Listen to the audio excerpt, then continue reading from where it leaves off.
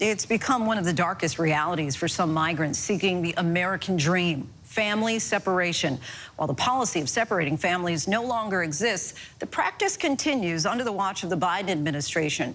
In tonight's Prime Focus, we bring you the exclusive story of one family who was not only separated, but then bussed across the country, eventually reunited after multiple days apart. Here's ABC's Ariel Reshef.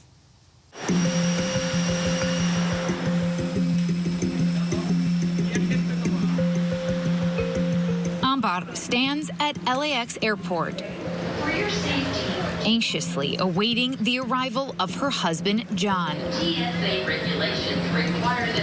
Nos cortaron las bandas y a él se lo llevan. No me dieron explicación. Yo pregunté que para dónde lo llevaba. Ellos la única respuesta que me dieron que aquí eran las leyes.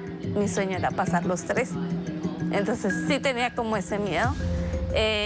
Pero le pedía mucho a Dios para que hubiera una manera de que hubiera un milagro. Weeks of anguish and anticipation turned to relief. Sorry. Ambar and Jaen were finally able to reunite after being separated for 17 days by Customs and Border Patrol at the Texas border with Mexico.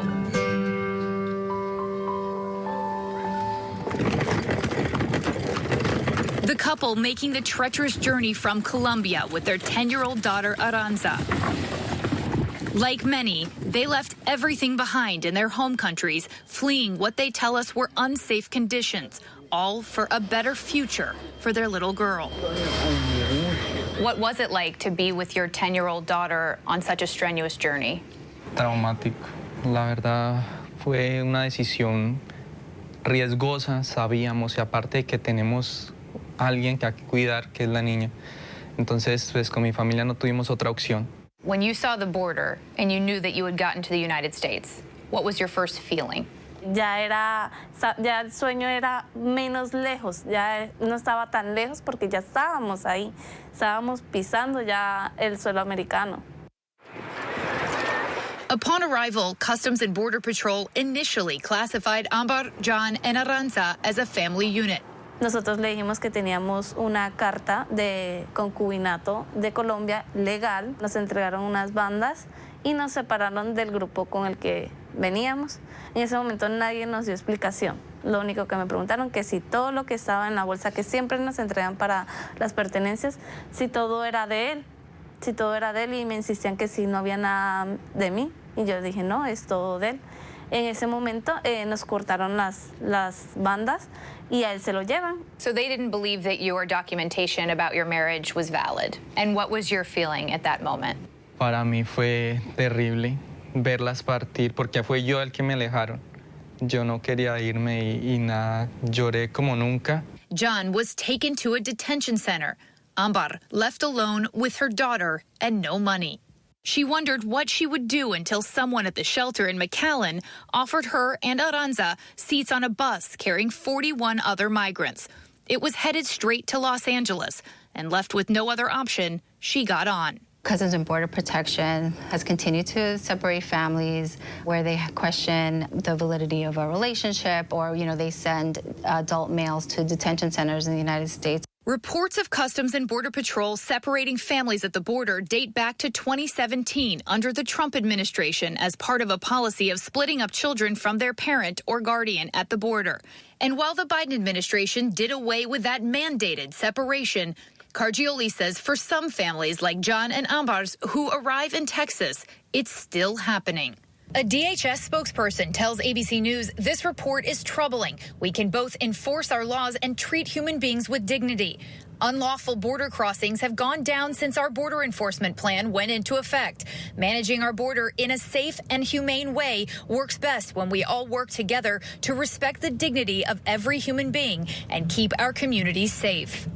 What were you telling your daughter during those hours on the bus? Pues me tocó decirle como en varias ocasiones que durmiera porque primero tenía hambre y segundo estaba mareada, ¿verdad? Y tenía ganas de ir al baño.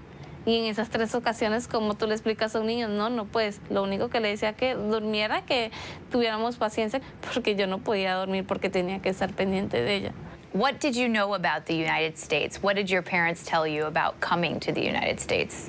Ahí había, ¿cómo es que se llama? Un parque. Un parque, ¿cómo es que se llama? Disney World. Disney World? You told her about Disney World. It's a very important piece of American culture.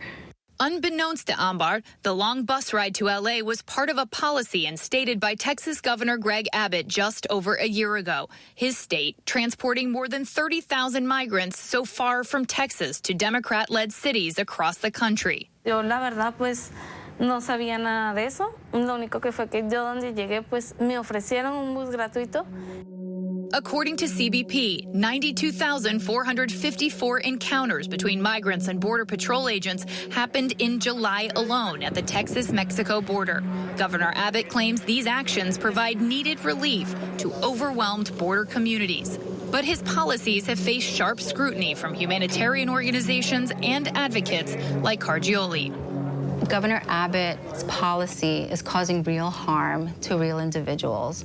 While Democrat-run cities welcomed migrants at first, receiving them from those Texas buses and trying to provide resources, they too are now feeling the strain of the influx. The mayors of New York City, Denver, Philadelphia, and Los Angeles are all calling on the Biden administration to grant critical federal assistance. I don't see an ending to this. This issue will destroy New York City. We're calling on the Biden administration to provide funding and logistical support we need. We've had more buses show up in the last 15 weeks than all of last year combined.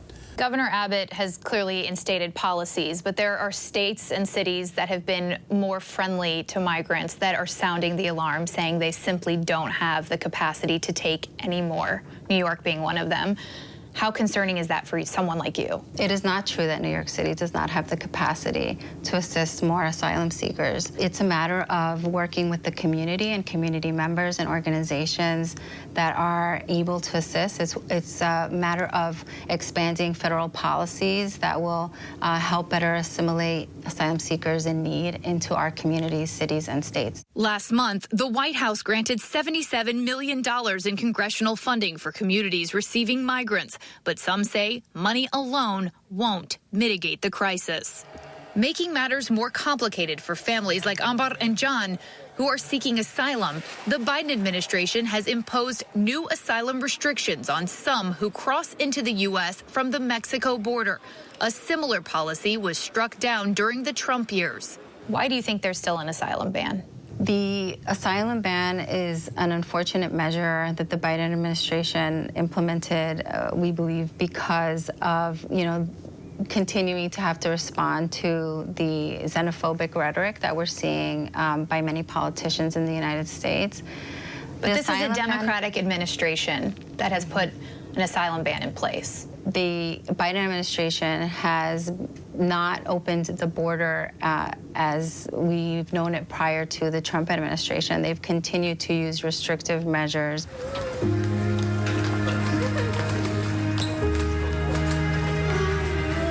Clinging to her faith, Ambar was finally able to contact her husband through a nonprofit organization after 8 long days without any communication. Jaen was finally released from Port Isabel Detention Center in Texas and flown by an immigrant advocacy group to reunite with his family. They are now living in New York, taking on their next chapter, hoping to be granted the chance to stay and build a life here in the U.S. Este país nos dé la oportunidad de demostrar que merecemos estar acá. Venimos aquí a trabajar, a cumplir con todo lo que sea necesario para poder permanecer acá el tiempo que Dios lo permite. And as for Aranza, she's already aspiring to do great things. What do you dream about? Ser abogada. Ah, you want to be a lawyer? Porque ayudas a las personas.